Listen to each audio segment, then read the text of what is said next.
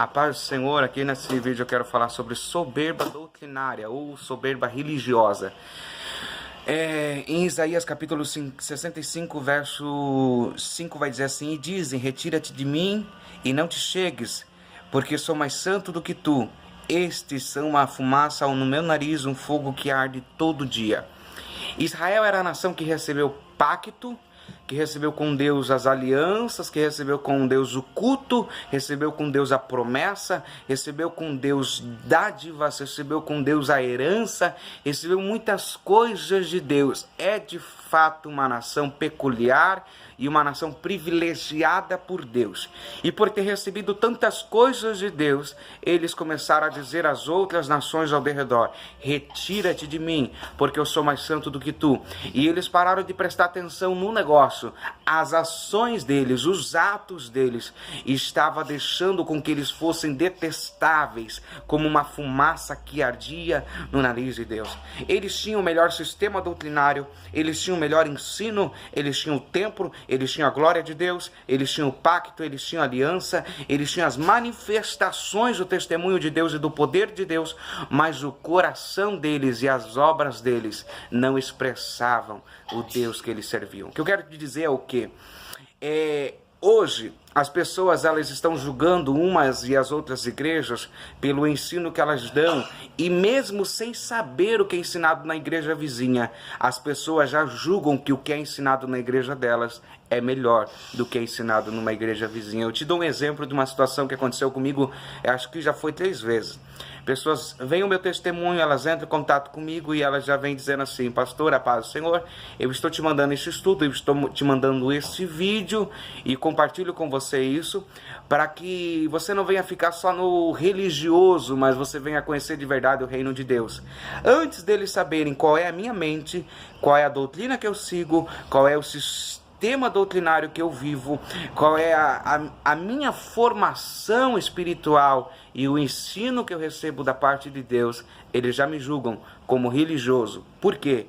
Eu não estou dentro do sistema de ensino que eles estão incluídos. E aqui está a soberba doutrinária, a soberba de Israel, pelas nações ao redor não estarem dentro do sistema religioso deles. Ele julgava nações como se fossem impuras e como se eles fossem mais santos do que todos os outros. Eu quero te chamar a atenção para isso. Se em algum momento você acha que a tua igreja é mais santa do que a igreja do vizinho, que o ensino da tua igreja é melhor do que o ensino da outra igreja, você já caiu na soberba.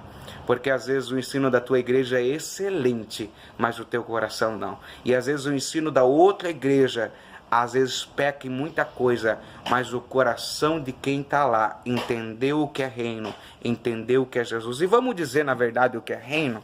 É muito simples, o evangelho de Jesus é simples, e o reino de Deus se consiste nisso.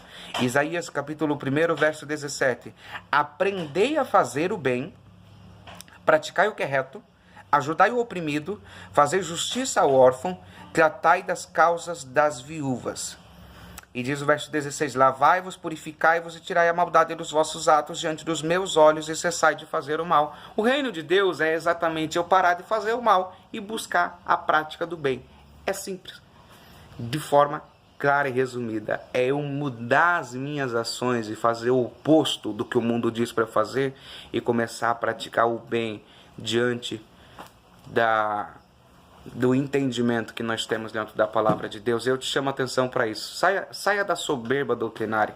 Pare de pensar que a tua igreja é melhor, que teu ensinamento é melhor, que a doutrina da tua igreja é melhor, que a maneira que pregam na tua igreja é melhor, que a maneira que o teu pastor prega é melhor. Quantas pessoas idolatrando líderes religiosos, pastores, e eu quero te dizer, toda igreja vai ter alguma coisa de Deus para te ensinar. E a gente deve lembrar que Samuel aprendeu a servir a Deus com excelência dentro de uma casa corrompida. Então não é o lugar que eu estou que vai determinar o que eu serei. É a minha disposição de coração para ouvir a voz de Deus que vai me fazer uma pessoa cheia do reino de Deus. Abandone o sistema, abandone esse pensamento, lança fora e viva a vontade de Deus.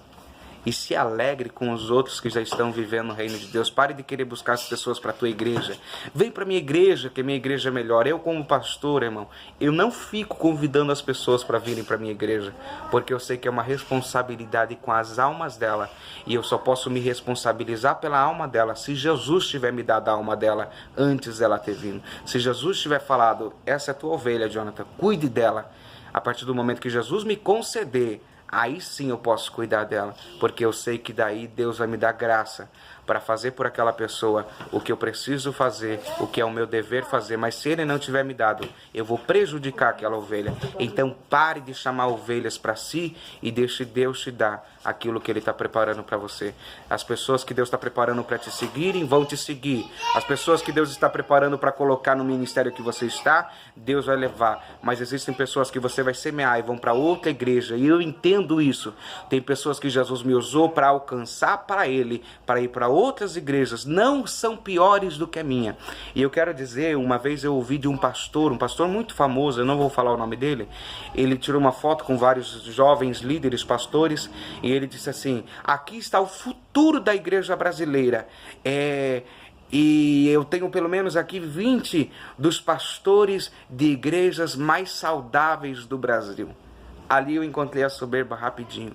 Quando ele creu que as igrejas dele eram mais saudáveis que todas as demais. Irmão, quer ver como que eu vejo a minha igreja?